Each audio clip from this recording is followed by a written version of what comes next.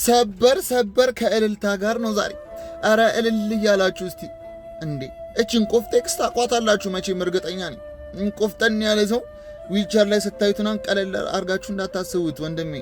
ይሄ 2016 ላይ ነው የታሰረው። 13 ጊዜ ተተኩሶበት ነው አካል ጉዳተኛ ያደረጉት እስራኤሎች። ዛሬ ከተፈቱት ውስጥ አንደኛው እዚህ ጋር የምታያቸውም ደግሞ ቀለል ያሉ ይሄ በነገራችን ላይ 35 ዓመት ነበር የተፈረደበት። እነዚህ ደግሞ የምታያቸው የደረደርኳቸው ሰዎች ማለት ነው። ዑመር ይባላል አንደኛው ሐምዛ ይባላል፣ አንደኛው ደግሞ ጣሪቅ ይባላል። እነዚህ ሰዎች 20 ምናምን ዓመታት ነው ታስረው የወጡት።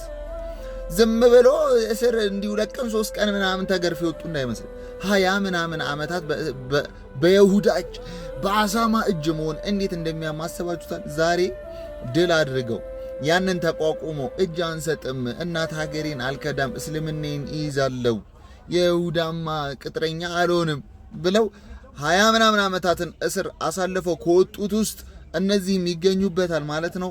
ፍልስጤም ምድር እንግዲህ ሁለት አይነት ስሜት ውስጥ ናት። አንደኛው ጋዜጠኛዋን ቀብራ ሀዘን ውስጥ ትገኛለች።